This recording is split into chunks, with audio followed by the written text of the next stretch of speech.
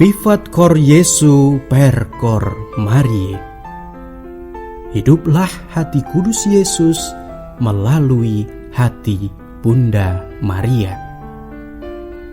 Sahabat yang terkasih dalam hati kudus Yesus, salam jumpa dalam resi renungan singkat Dehonian hari ini. Mari kita persiapkan hati kita untuk mendengarkan sabda Tuhan dalam resi hari ini. Semoga hati kudus Yesus selalu merajai hati kita semua.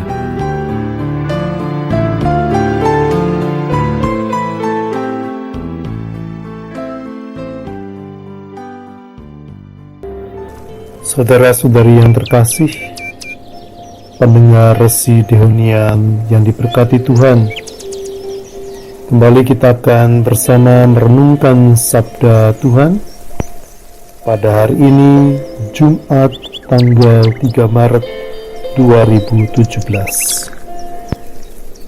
Kita akan mendengarkan kutipan dari Injil menurut Santo Matius bab 9 ayat 14 sampai dengan ayat 15. Kemudian datanglah murid-murid Yohanes kepada Yesus dan berkata, "Mengapa kami dan orang Farisi berpuasa, tetapi murid-muridmu tidak?" Jawab Yesus kepada mereka, "Dapatkah sahabat-sahabat mempelai laki-laki berduka cita selama mempelai itu bersama mereka? Tetapi waktunya akan datang, mempelai itu diambil dari mereka, dan pada waktu itulah mereka akan berpuasa." Demikianlah Injil Tuhan. Terpujilah Kristus. Bersama saya Romo Yuliwan dari Toronto, kita ingin merenungkan sabda ini. Bertepatan pada hari ini, Jumat pertama sekaligus juga Jumat dalam masa Prapaskah. Dan gereja secara khusus mengajak kita bersama-sama untuk menjalani dan terutama masuk dalam masa ini dalam pantang dan puasa. Sudah merupakan hal yang biasa kita dengar tentang puasa. Puasa dalam arti tidak makan, tidak minum. Dan puasa juga kita dengarkan dalam kehidupan kita sehari-hari karena semacam tradisi yang sudah dilakukan banyak orang dari zaman ke zaman. Maka kita dengar dalam Injil pada hari ini, ketika murid-murid Yohanes berkata kepada Yesus, "Kami dan orang Farisi berpuasa, mengapa muridmu tidak?" Mereka heran, murid-murid Yesus kok tidak melakukan tradisi yang biasa dilakukan orang-orang Yahudi, berpuasa. Puasa semacam kebiasaan. Jawaban Yesus ini membuka pemikiran kita juga pada waktu itu. Apa maksud berpuasa yang sebenarnya, dan terutama puasa dalam arti Yesus sendiri. Yesus mengangkat sahabat mempelai laki-laki. Berarti mempelai laki-laki menjadi fokus. Dan mempelai laki-laki itu adalah siapa? Yesus sendiri. Ketika kita bersama Tuhan, berada bersama Tuhan, relasi akrab dan dekat, disitulah kita bersuka cita. Kita menghidupi panggilan hidup kita mengikuti Yesus, dan berarti juga ikut bersama dengan Yesus. Namun kita sadar tidak selalu relasi kita itu menjadi relasi yang harmonis, yang dekat dan akrab. Terkadang kita menjauh dari Tuhan. Kita lepas dari ikatan itu.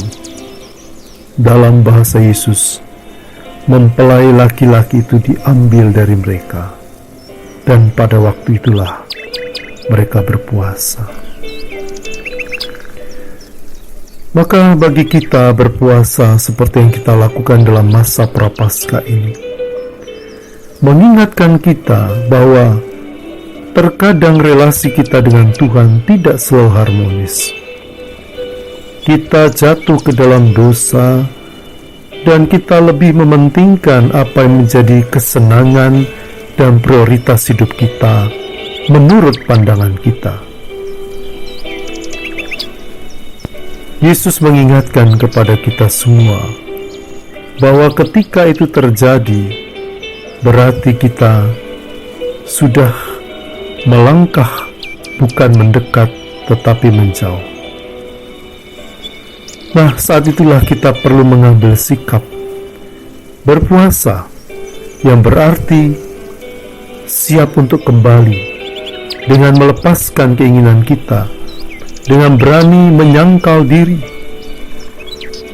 Dan itu berarti kita mau dan siap melakukan dan bahkan juga meninggalkan hal-hal yang tidak membuat kita menjadi dekat dengan Tuhan, yang membuat relasi dengan Tuhan itu menjadi rusak dan keharmonisan itu menjadi sirna. Maka saudara-saudariku, sahabat Resi Deonian yang terkasih, masa Prapaskah yang sering juga disebut masa puasa adalah masa mengembalikan relasi kita dengan Tuhan, karena Dia selalu ada menunggu dan membuka tangannya. Kita mesti bergerak untuk datang. Kita yang sudah menjauh, kita mendekat kembali. Ingatlah apa yang coba kita renungkan pada hari ini juga, pada hari Jumat pertama, di mana kita secara khusus memandang Yesus yang membuka hatinya, mengalirkan kasih-Nya kepada kita. Siapa yang datang menjawab? Siapa yang datang menyambutnya? Kita menjawab sapaan Tuhan itu. Kita perlu datang kepadanya, dan kita perlu kembali membuat harmonis relasi kita dengan Dia. Untuk itu dibutuhkan perjuangan, dibutuhkan usaha. Itulah puasa kita. Maka marilah kita sungguh-sungguh memasuki masa ini dengan penuh sukacita, karena rahmat Tuhan dicurahkan untuk kita. Saudara-saudariku yang dikasihi Tuhan, kita adalah orang-orang yang berbahagia karena kita tidak pernah terlambat, dan pintu kerahiman Tuhan selalu dibuka untuk kita. Dengan penuh sukacita dan semangat, mari kita melangkah kembali, mendekati Dia dan menjadikan Dia satu-satunya kekuatan dan sumber kehidupan kita yang menyelamatkan. Berkat Tuhan menyertai kita semua, terutama dalam masa Prapaskah ini. Amin.